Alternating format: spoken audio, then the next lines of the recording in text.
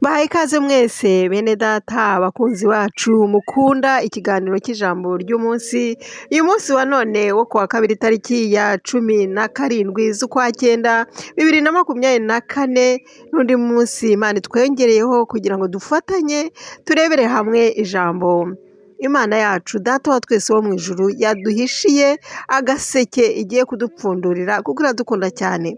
Harimo umutsima uryoshye, umutsima w'ubugingo agiye kuduhanagira ngo tuwufatanye, tuwumanyagure, tuwusangire. Uyu munsi wa none tugiye gukomeza tureba n'ubundi muri Zaburi ya 91, noneho twigire hejuru gatoya turebe ku murongo wa 14. Aya ni amagambo yawe nanjye uyu munsi wa none tugiye gutekerezaho yamfashije muri iki gitondo. Haravuga ngo kuko yankunze akaramata nicyo nzamukiriza. Aya ni amagambo Imana yavuze iyabwira buri muntu wese, irayabwira wowe nanjye umunsi wa none. Mu cyongereza baravuga ngo because he loves me says the Lord I will rescue him. Kuko wakunze Imana ukayikunda akaramata, atari ukuyikunda umunota umwe, atari ukuyikunda ukwezi kumwe, amezi abiri, imyaka 2 se, ahubwo wahisemo gukunda Imana akaramata, gukunda Imana ubuzima bwawe bwose. Icyo ngicyo Imana yakishimira cyane, kuko iyo dukijijwe ntabwo ari umukino. Njye nakijijwe nakira agakiza mfite imyaka 13, ntabwo nakinaga, kuko na mbere hose nari mfite uburere bw'abantu b'Imana. Bituma ndyoherwa, bituma numva nkunze Imana cyane, nkunze iby'agakiza, nkunze ibya Yesu. Igihe kiragera mpitamo kugeza n'uyu munsi wa none. Ni ukuvuga ngo nahisemo mbikunze kandi numva biryoshye. Hagati aho ngaho kuva icyo gihe aho navuga mu cyongereza bavuga ngo I have made a commitment to follow the Lord. Ni ukuvuga ngo niyemeje gukurikira uwo mwami, gukurikira Yesu nkiri umujene, ndi umukobwa mutoya w'imyaka 13, kugeza uyu munsi wa none hatambutse imyaka myinshi cyane. Ndacyakunda Yesu, ndacyakunda Imana, kuko nabigiyemo mbishaka, nabigiyemo mbikunze.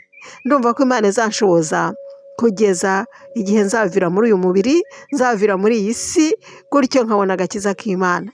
Kandi hagati aho ngaho Imana iravuga ati nicyo gituma uwo muntu nkunda, ukunda Imana, nicyo gituma Imana izatuzamura ikadushyira hejuru. Haleluya!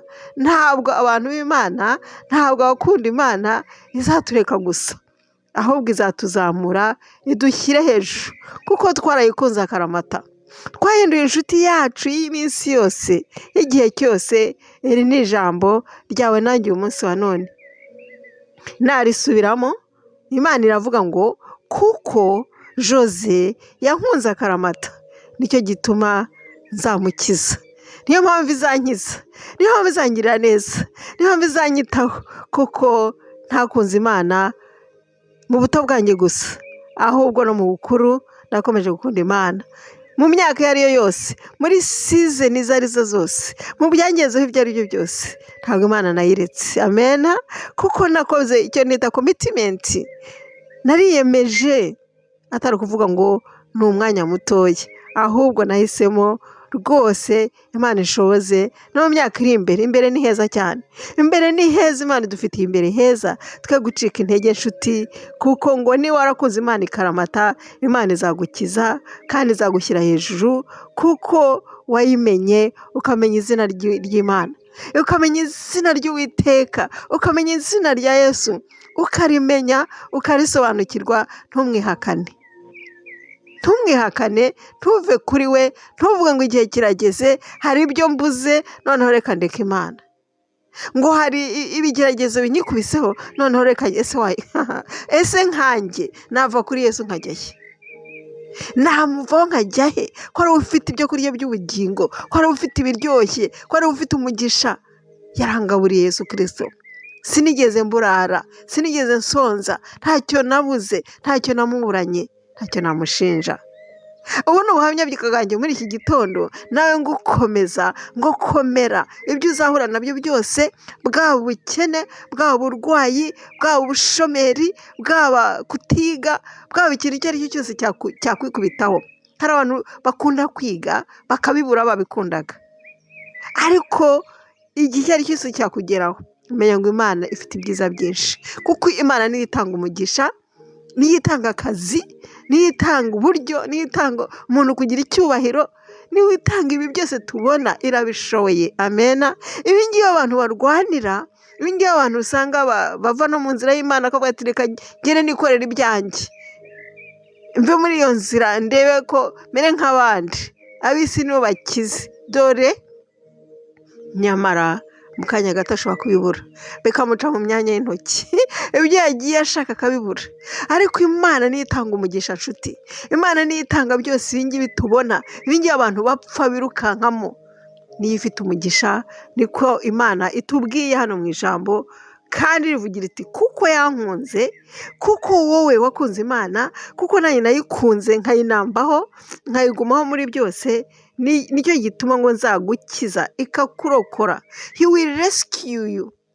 Imana izagukura muri bya bibazo, Imana izagukura muri bya bigeragezo, Imana izagukura muri wa muriro, muri bya bindi wari ugiye kugwamo, muri ya gisida wari ugiye kugira. He will rescue you mu bintu byose.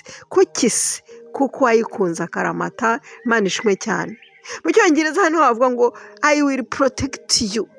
Izakurescuyinga, He will rescue you, kandi He will protect you. Ni ukuvuga ngo izaguproteja, izakurinda ibibi byose, baba abagome, baba abarozi babaho, bya bindi bibi byose, ibyo wagiye kugwamo, izaguproteja kandi izanakuburira, izakuburira igucishe kure y'ababanzi bawe bari baguteze. Ibyo izabigukiza.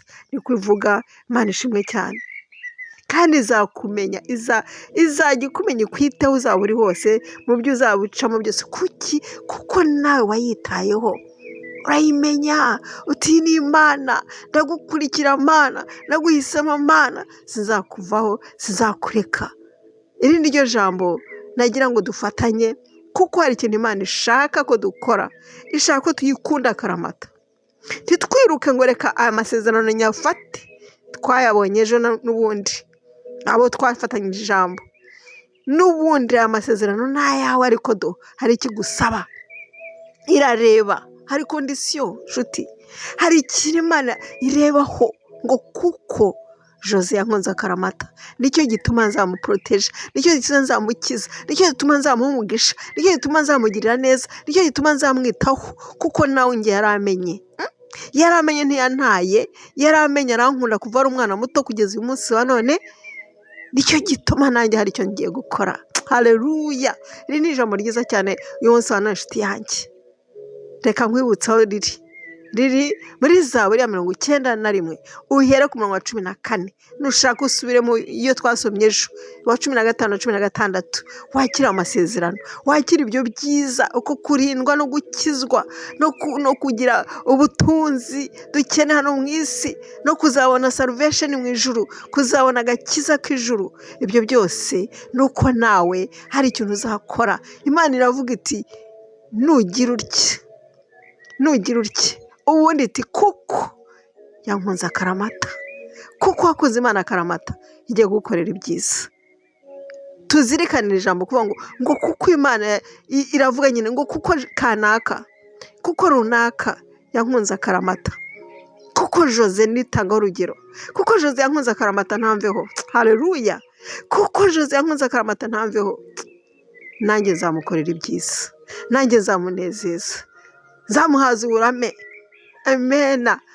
Nzamuha icyubahiro, nzamuhesha icyubahiro, nzamuha ibyo akeneye, nzamunezeza, ntabwo azaburara, ntabwo azagira icyo abura, kuko yankunze akaramata. Reka tunambe kuri Imana, tuyikunda akaramata, tuyimenye, tuyiteho. Iri jambo ryamfashije cyane, kuko Imana irabireba ikavuga iti kuko kanaka yankunze akaramata, niyo mpamvu ngiye kumugirira neza. Kunda Imana akaramata, we kugenda uvuga ngo uyu munsi ndayikunze, ejo ndayikinishije. Oya we, ntacyo uzabona, n'ibyo uziruka inyuma uzabibura. Ariko Imana kuko wayikunze akaramata, izagukiza, izakurokora, izagufasha, izakugirira neza. Iri ni iby'ukuri, iri ni ijambo ryayo, ijambo ry'Imana araryemera, iravuga iyo ivuze ibivuze, ikinguye ukinguye, ntabwo ari umwana w'umuntu ngo utubeshye. Reka ne kubarondogorera, gusa numvise mfashijwe cyane, nshaka gutsindagira kuri iri jambo yuko nukunda Imana karamata, bisubiremo, nidukunda Imana karamata izadukorera ibyiza byose tubona birengeje n'ibyo abandi bafite batayikunda, kuko niyo ibivuze. Akira umugisha w'Imana uyu munsi wa none. Niba ukunda Imana karamata ugiye gusukirwa imigisha, ubura aho uyikwira nshuti yanjye, ubura aho uyikwiza. Haleluya, nezeranwa nanjye uyu munsi wa none, tunezererwe Imana, tuyishime, tuyikorere, tuyikunde, tuyinezeze, irabikwiye. Imana iguhe umugisha. Waganiraga iri jambo ry'umunsi nanjye Jose Irumva, tuzakomeza ubutaha. Ndabakunda mwese, be blessed.